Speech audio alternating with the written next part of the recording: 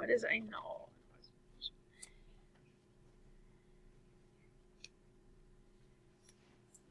Okay. What is a null hypothesis? What is the notation? Brianna. Number 1. It's the HO is the notation, and what does it mean? How do we know when we're reading through it? How do we know where we're looking at the null? Don't remember that part. Okay, Madison, do you remember about the null? Can you add a little bit to that? Absolutely. Statement of no difference. It's a lot of times we'll see it from some kind of respected source. Maybe they say the Smithsonian claims or something like that. That's how you tell the null a lot of times. Okay, the second one, what is the alternative hypothesis and the notation? Abby.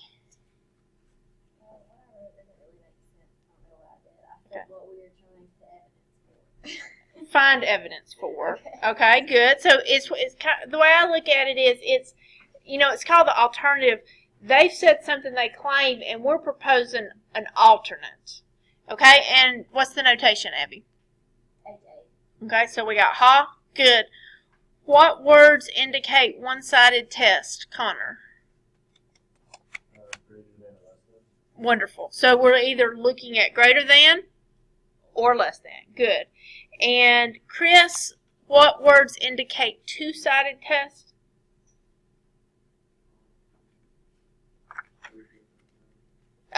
Well, different I like. If they say different or change in. Okay, what is a p-value? What is a p-value? Let me just reach into... Oh, Madison, sorry, dear, I got you again. What is a p-value? The probability of getting a statistic at least as extreme as the one observed. Good. And what she said at the beginning, to me, if you can't remember anything but probability, that's a really good place to get started. Because do you remember how to get probability on your calculator? Do you remember how we did that? Inverse normal is when we knew the area, but when we were talking about trying to normal CDF.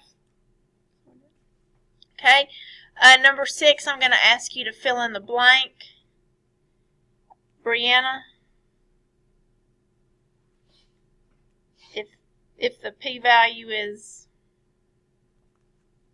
I remember the second one is like against. Wonderful. Okay. Albert, we've got, if the p-value is blank, we have good evidence against the blank hypothesis. So we got 2 blanks left to go. Okay. Laney, if the p-value is... Okay, we have good evidence against the null. And I like to say low because it rhymes with the HO, because it's low. Okay, so let's see if we can put that together with the next day's review. Okay. Silently read number 1, and then I'll call on you to see if you can fill it in. Albert?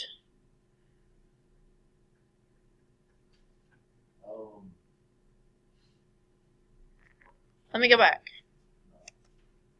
Okay, we were right here. Look at this one. No, I got it. You got it? Okay.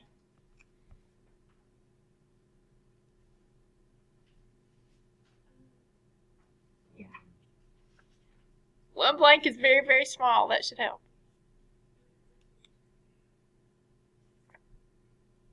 Ashley's not here. I got to. Okay, Kimberly, help us out. When the p-value is low, we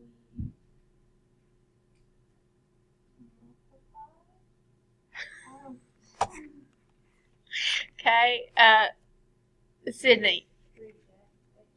When the p-value is low, we reject hope. When the p-value is low, we reject hope. Okay. It rhymes. Null.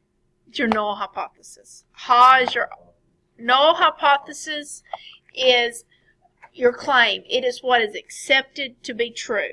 The alternate is what we're trying to make an argument for. Okay, so we don't agree with what's accepted. So we're proposing an alternate. So null is accepted. Alternate's what we're trying to make an argument for.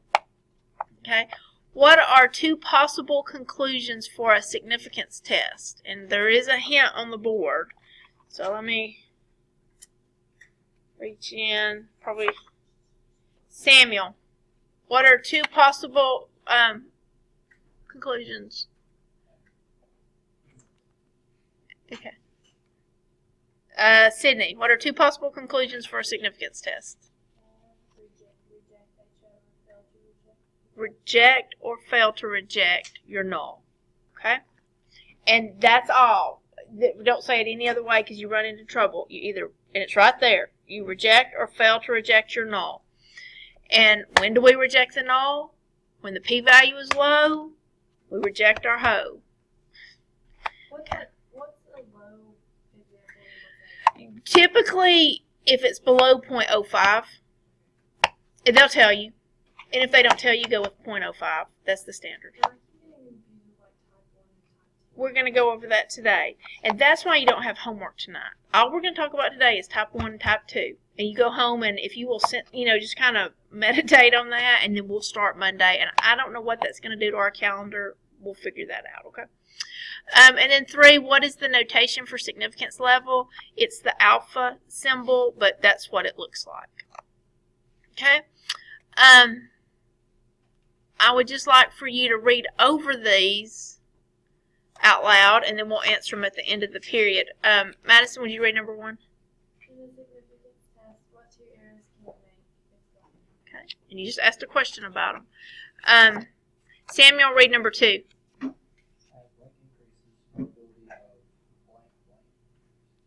Awesome. And all of that goes with 3. And, oh, Chris, you were on top. Read 3, please.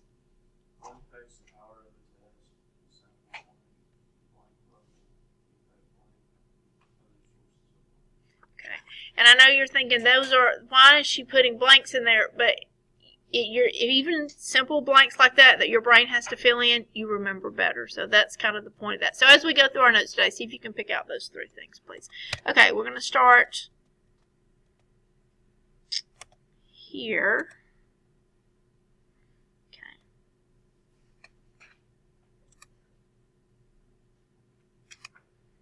Now let me ask you this. This alternate example, tasty chips, we did that in here already, haven't we, together? We have not done that together. Okay. What about... I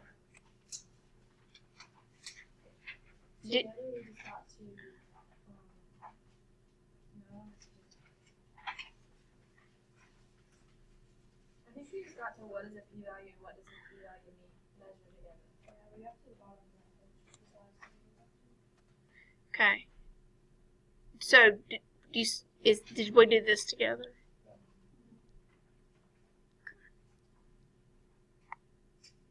So I'm trying to... We're on the kids' example. Right here? And we have not done that together? Okay. Well, that was... Okay. This is asking you to interpret the p-value in context, and for this, they calculated the p-value to be 0.002 2,000ths, okay? And they ask you to interpret it. And a p-value is just telling you what the probability would be that you get what you got by chance. And so, if the null hypothesis is true, so if you wanted to interpret this in context, all you'd have to say is, if the null hypothesis is true, there's about a 0.002 probability that we would get a sample standard deviation of 10.9 or lower because of chance. And just the main point of all of this is if your p-value is low, you're going to reject your null hypothesis. And how low will be given to you most of the time. And if it's not, if it's below 0.05, if they don't give it to you, then you look for it to be below 0.05. I write that at the top of my, there's a couple things I write at the top of my formula sheet because they have us take these tests sometimes too at workshops, and that's one of the things I write. You know, low p-value, reject the HO, because then I can answer questions after that. Okay, do the data provide convincing evidence against the null? In this case, yes. If you have a small p-value, that lets you know that random chance is not a good explanation. So in that one we would reject it. In that one we would reject, yeah. If you're thinking, you know, that you got the results you got just because of sampling variability, then you don't want to reject. But, you know, if that's not very likely, then you'll reject. Okay, what are two possible conclusions for a significance test? Well, this is the only two things that can happen. You reject the null or you fail to reject the null.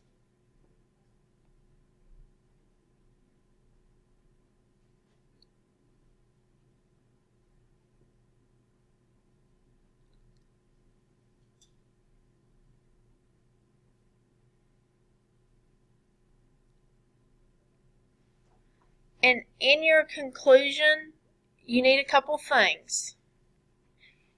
And the couple things you need are summed up in that template on the top that starts where it says because my p-value, that at the top of the board is what you'll need.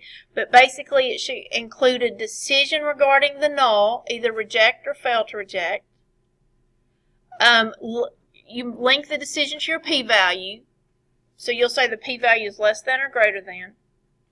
And then at the end, you will talk about evidence for or against your alternate in context.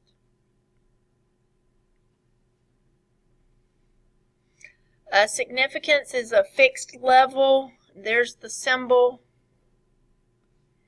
And it's statistically significant when your p-value is lower than your significance level. So let's just say you get 0.04 and your significance level is 0.05. That's significant. And it's low, we're going to reject.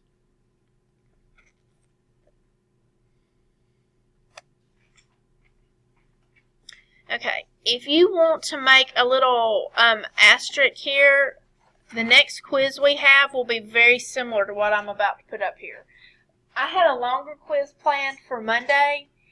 But to get caught up, I'm going to give you one similar to the confidence interval and confidence level quiz, where you have to memorize that.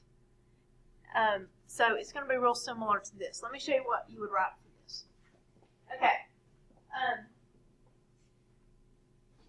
You got a kid doing a project.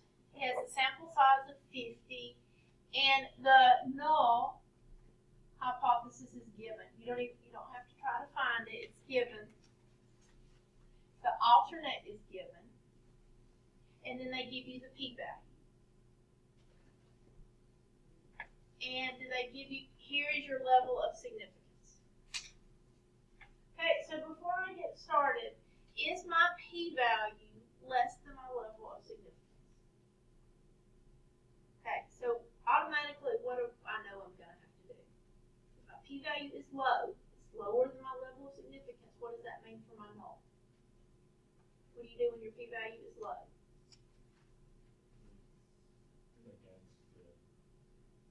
You reject the null. So I already know I'm going to reject. I've got that in my mind. So here's how you write it up. Use this. Because my p-value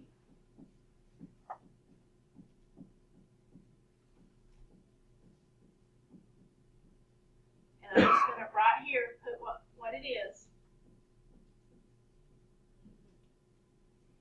we already said it's less than my level of significance, which is 0.01. I reject my null hypothesis.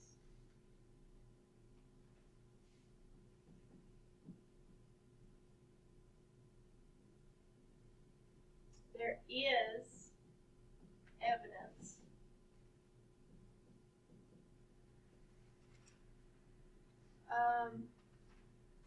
and then we just talk about